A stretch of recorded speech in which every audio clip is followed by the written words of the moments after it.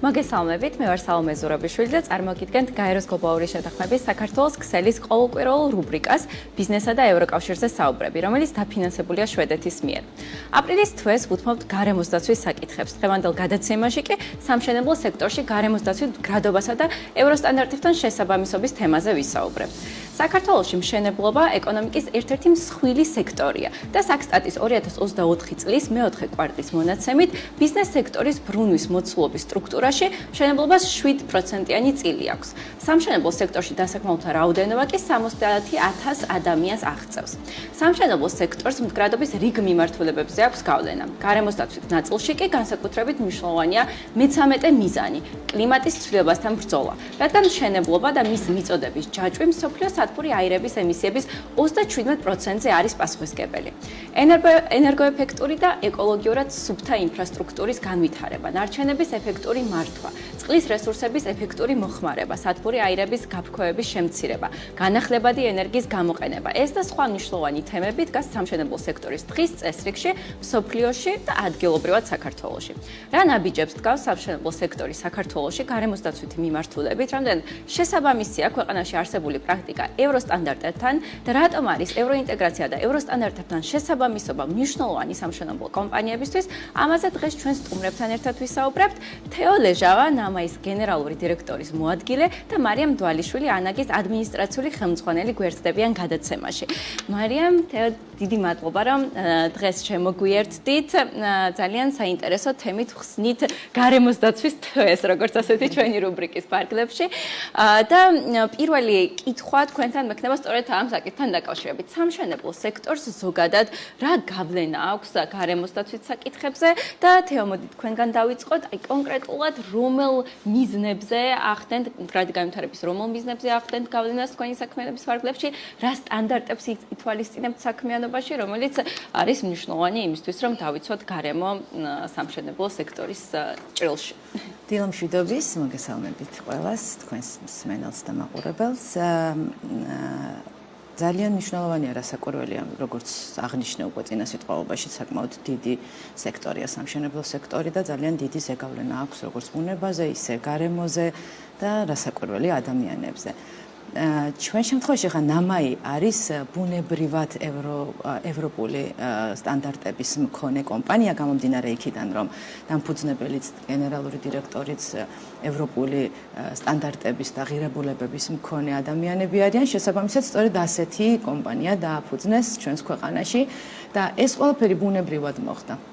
ბუნებრივად მოხდა ეს ევროსტანდარტების დაცვა, ბუნებრივად მოხდა ეს მიდგომების გადმოტანა, რომელიც მათთვის ჩვეულებრივი და ასე ვთქვათ, ყოველდღიური რუტინა არის, რომელიც ჩვენთვის ცოტა, ასე ვთქვათ, დასასწავლია, სამეცადინო გქონდა ამაში, ხო, რამდენიმე წელიწადი წინას პერიოდს გულისხმობ. და ეს მიმართულებები შესაბამისად, როგორც ვთქვი, მოკლედ მშენებლობის პროცესში ბუნებრივად აისახა. ნამაის ყველაზე მთავარი ალბათ ისეთი აღიარებით რო დავიწყოთ არის ის, რომ EBRD-ის საინვესტიციო, ესე იგი, ენერგოეფექტურობის მიმართულებით საინვესტიციო პროექტის JEF-ის A-კლასის ეს მიენიჭა, ენერგოეფექტურობის A-კლასი მიენიჭა, რომელიც საცხოვრებელ კორპუსებს შორის პირველი, ანუ პირველები ვართ აი ამ მიმართულებით, რაც თავისთავად გულისხმობს აი გარემოზე ზრუნვის, გარემოზე უარყოფითი ზეგავლენის შემცირების ნიშნულებს. აი, რატომ აკეთებს კომპანია ამ ყველაფერს? ანუ რატომ არის თქვენთვის მნიშვნელოვანი ამ სტანდარტების დანერგვა? ერთი რომ ზრუნავთ გარემოზე და მეორე ზრუნავთ მაცხოვრებელზე. ანუ ბუნებრივია, რომ ეს აბსოლუტურად პირდაპირ კავშირშია მაცხოვრებლების.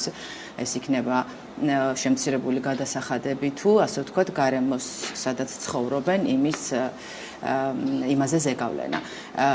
აი ციფრებში რო ვთქვათ, მაგალითად თვითონ ამ JEF-ის დოკუმენტის დასკვნაში რა იყო ნახსენები და რატომ მივიღეთ ეს კლასი. ერთი რომ 300 ტონამდე CO2-ის არ გამოფრქვევას უწყობს ხელს. ეს ძალიან მნიშვნელოვანი მაჩვენებელია. თუმცა ალბათ ზოგად მთლიან სექტორში არ არის ასე ვთქვათ ძალიან დიდი ციფრი, თუმცა ასეთი ციფრებით ერთობლიობა გამოიწვევს შემდეგ უკვე დიდს გარემოზე ზეგავლენას გულისხმობთ, თორემ მშენებლობაში ვიცი რომ ყველაზე კარგი მაჩვენებელი არის ამ შემთხვევაში ეს. ასევე მაგალითად 100 კილოვატი იხარჯება თითოეულ კვადრატზე წელიწადში, როცა ვთქვათ სტანდარტულ შენობებზე 300-400 იხარჯება, რაც ნიშნავს ან 30-40%-ით ნაკლები ენერგიის გამოყენებას. ეს რასაკვირველია პირდაპირ კავშირშია გადასახადებთან, გარემოს ხარჯების დაზოგვასთან, ასევე ჩვენ გვაქვს მზის პანელები. ანუ ვიყენებთ მაქსიმალურად ბუნებრივ ენერგიას, განსაკუთრებით რასაკვირველია ზაფხულის პერიოდში. ეს ენერგია იზოგება და შემდეგ საერთო მოხმარების სივრცეებს, როგორც არის განათება, ლიფტი და ასე შემდეგ ხმარდება. ასევე გვაქვს წვიმის შემგროვებელი ავზი, რომელსაც შემდეგ ტექნიკურ წყალად ვიყენებთ, როგორც სარწყავ სისტემაში, ასევე სახანძრო სისტემისთვის ღმერთმა დაიფაროს, რომ დაგჭირდეს და ასე შემდეგ. ბევრი მიმართულება მოიცავთ, აი შესავალში რაც გავაკეთე ენერგოეფექტურობა იქნება სათბური აირების ემისიების შემცირება თუ წყლის რესურსების მდგრადი მართვა ამ მიმართულებით ძალიან საინტერესო ნაბიჯებს დგამთ და ასევე მაინტერესებს ანაგის პერსპექტივა ამ კუთხით. თქვენი პრაქტიკა ვიცი რომ სხვადასხვა ევროსტანდარტებთან შესაბამისობა თქვენთვის არის პრიორიტეტი. აი კონკრეტულად რას გულისხმობს გარემოს დაცვით ნაწილში ამ სტანდარტების დანერგვა? მოგესალმებით. დიდი მადლობა, რომ ამ საკითხზე სასაუბროთ ვართ დღეს შეკრებილები და მიგვაჩნია, რომ ძალიან მნიშვნელოვანია ეს საკითხები. 35 წელია სამშენებლო კომპანია ანაგი არის ქართულ ბაზარზე და ყოველ დღე ამ მიმართულებით ვდგამთ გარკვეულ ნაბიჯებს.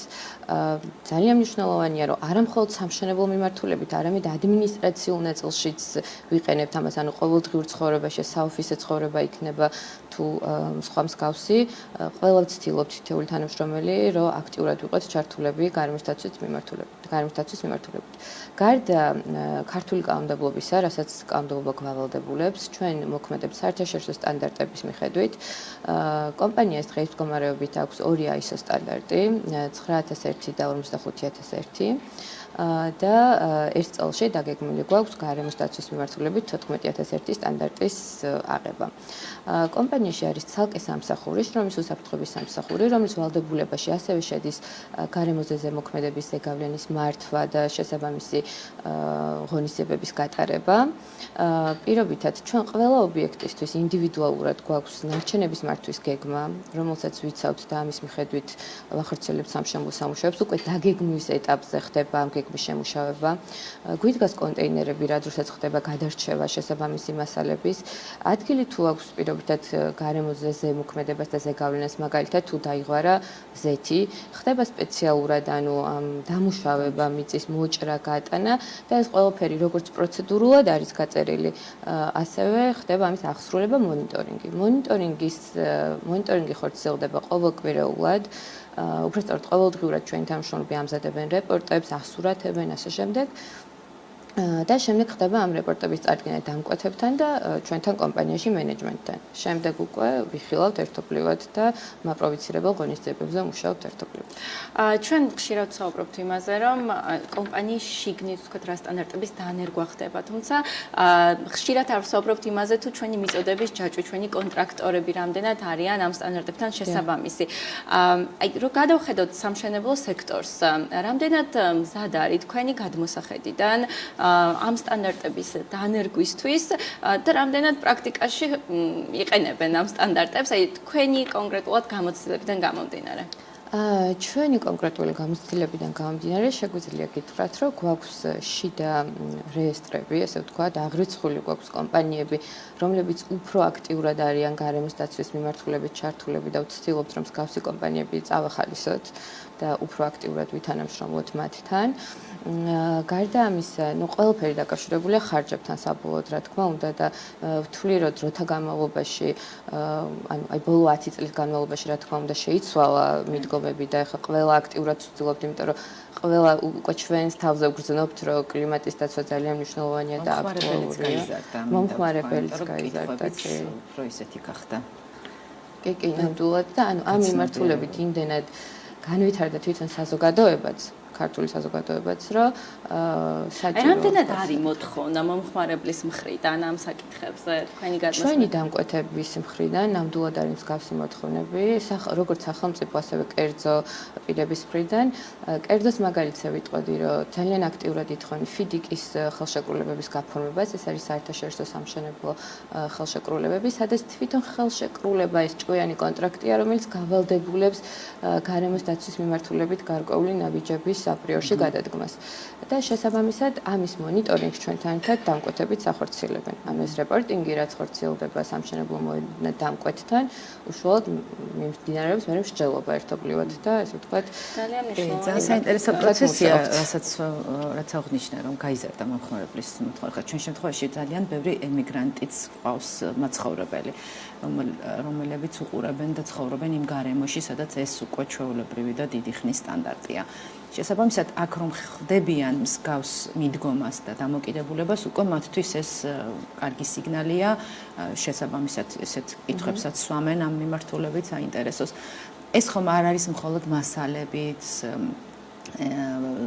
გამოყენება და მშენებლობის სტანდარტი, აქ ძალიან ბევრი სხვა მიმართულება არის, რაზეც ძალიან მნიშვნელოვანია, რომ კომპანიები ფიქრობდნენ. ხო ვთქვათ, გარდა იმისა, რომ ჩვენ შემთხვევაშიც მასალები ძალიან მნიშვნელოვანი და ესეთი არის ხარისხზე ვსაუბრობ, სპეციალური კონტროლს გადის და ასე შემდეგ, ასევე ინჟინერული გადაწყვეტილებები აქვს, ხო, ძალიან მნიშვნელოვანი, რომ ვთქვათ, მხოლოდ ეს რაღაცა ერთობლიობა იყოს იმისათვის, რომ მივიღოთ ენერგოეფექტურობა მაღალი დონის, ხო, ეს ენერგოეფექტურობა თითქოს რაღაცა ისე შეინიღბება ხოლმე, რომ სიტყვაზე კარგი გადახურვა, კარგი კარფანჯარა, კედლები და მორჩა არ არის მხოლოდ ეს, ხო, ბევრი სხვადასხვა ეტაპია და ძალიან მნიშვნელოვანია, რომ რაღაცა ერთობლიობა იყოს. გამოცდილება, აი ზუსტად ერთ-ერთი ძალიან მნიშვნელოვანი ფაქტორი, რითიც ჩვენ ვამაყობთ ჩვენს კომპანიაში არის ის, რომ ინჟინერები ვინც ყავს, ძალიან დიდი გამოცდილება აქვთ, 15-20 წლიანი გამოცდილება აქვთ.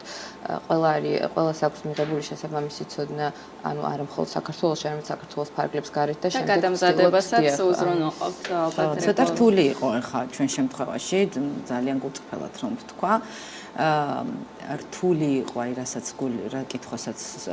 რაც კითხვაც დაგვისვი რომ თქვათ რამდენად აყვავთ იგივე მომწოდებელი და ასე შემდეგ ჩვენთან მუშაობდა დაკომპლექტებული გუნდი ანუ რაღაცა მიმართულებების ექსპერტები ჩამოყვავდა რაღაცას ხელმძღვანელობდნენ ევროპული ქვეყნებიდან მოწვეული ექსპერტები რაღაცას გუნდი იყო ქართულ-ლიეტვური თუმცა აი თვითონ მოწოდების და მომსახურების ნაწილში შემდეგ ცოტა სირთულეები შეგვექმნათ იგივე ვთქვათ გათბობა გაგრილების სისტემები ცენტრალიზებული ატაკქვეშა გათბობა ასე შემდეგ იყო რაღაცა გარკვეულ გამოწვევებთან დაკავშირებული და გვიწევდა მუდმივად ჩამოყვანა ექსპერტების იმისთვის რომ რაღაცა სიტყვაზე აი რა უნდა გაკეთდეს იმისთვის რომ ბაზარი გახდეს უფრო მდგრადი და რამდენად ფიქრობთ რომ კომპანიები სამშენებლო სექტორში რაღაც აერთიანებენ ძალისხმევას ამ მიმართულებით და რაღაც კონკრეტულ ნაბიჯებს დგავენ და თქვენი გამოცდილებიდან ან თქვენი კომპანია თუ ასეთ ნაბიჯებს დგავს მარიამ თქვენგან